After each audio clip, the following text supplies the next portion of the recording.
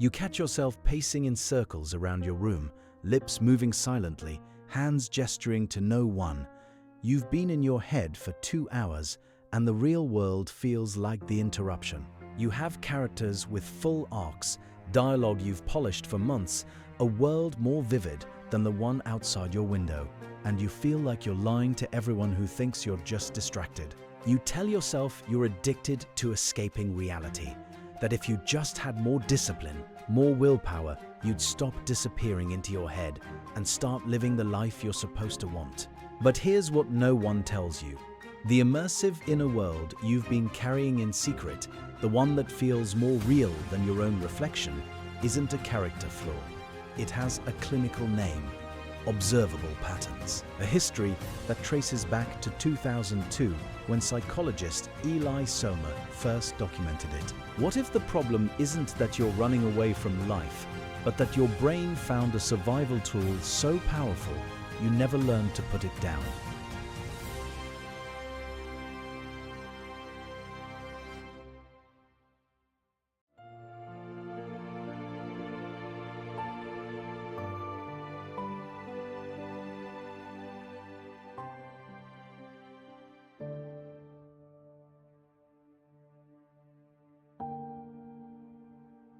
You aren't making this up, and you aren't the only one. Think of it like picking up a book to pass time on a train, but you're still reading 3 stops past your destination because the world inside is more compelling than the one you're supposed to be living in. You look up and realize hours have disappeared. That's what psychologist Eli Somer named maladaptive daydreaming in 2002. It's not ordinary daydreaming. It's vivid, plot-driven, immersive inner worlds that replace real life. You have characters, storylines that span years, emotional arcs you've lived through more fully than anything happening outside your head. And here's the part that makes it clinical. You move, you pace back and forth, you rock, you mouth dialogue, your hands gesture to people who don't exist. Somer found that these repetitive movements aren't random. They're part of the immersion. Your body is trying to anchor the story, to make the inner world feel more real. You might listen to the same song on repeat because it's the soundtrack to a scene you've been perfecting for months. You might avoid social situations because they pull you out of the narrative you've been building. And the shame you feel isn't about being lazy. It's about living more fully inside your head than you do in your own life. But here's what you need to hear. This isn't a moral failing. It's a clinical phenomenon with measurable patterns. Researchers have documented it, studied it, given it a name. You aren't broken. You've been doing something your brain learned to do for a reason. And that reason matters more than you've been allowed to believe.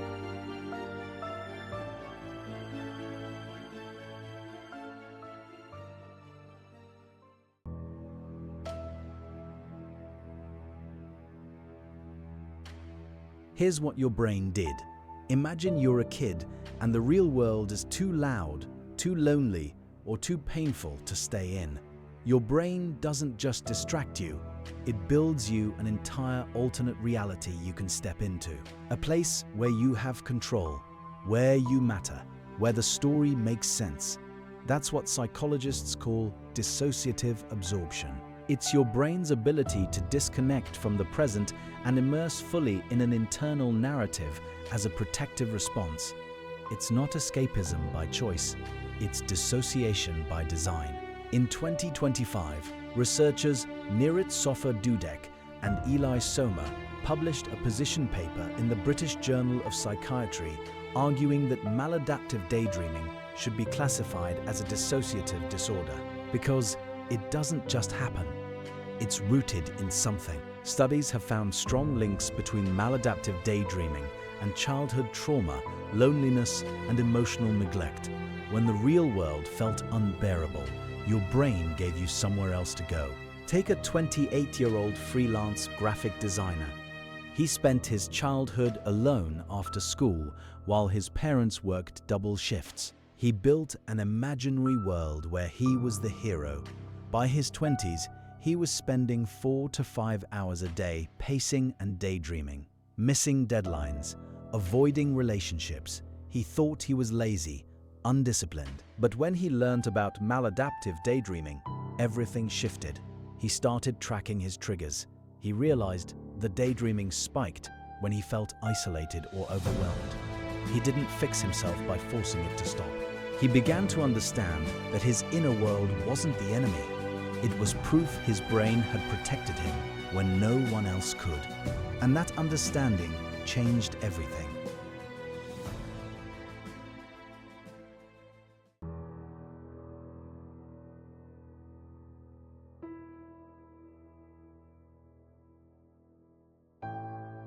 Here's the reframe. You don't have a creativity problem. You have a survival brain that built you a refuge when you needed one most. But here's where it matters. Creativity and maladaptive daydreaming aren't the same thing. Creative daydreaming enhances your life. You imagine something, then you bring it into the world. You write the story, paint the picture, share the idea. Maladaptive daydreaming replaces your life. The story stays locked inside. The hours disappear. You feel shame instead of inspiration.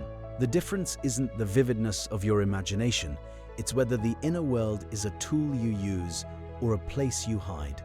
And here's the truth you've been afraid to say out loud. You aren't addicted to escaping. You're still using a protection system your brain built when the real world wasn't safe. The shame you carry isn't proof that you're weak.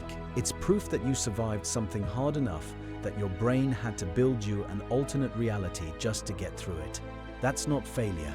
That's resilience you didn't know you had. So what now? You don't have to destroy the inner world. You don't have to force yourself to stop imagining.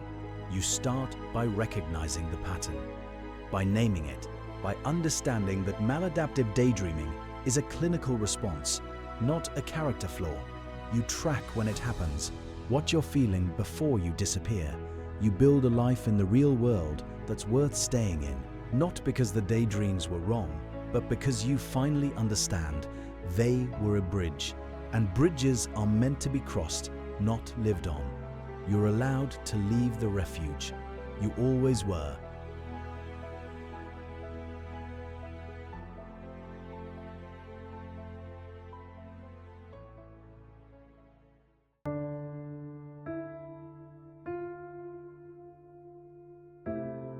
You catch yourself pacing in circles around your room, lips moving silently, hands gesturing to no one.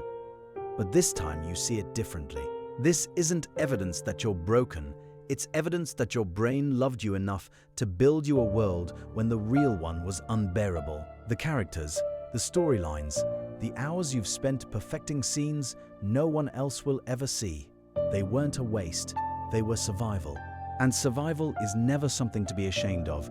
You've been living in your head for so long you forgot it wasn't the only place you're allowed to exist. But now you know. Maladaptive daydreaming isn't who you are. It's what your brain did to protect you. And now that you understand it, you get to decide what comes next. You get to choose when to step into the inner world and when to step out.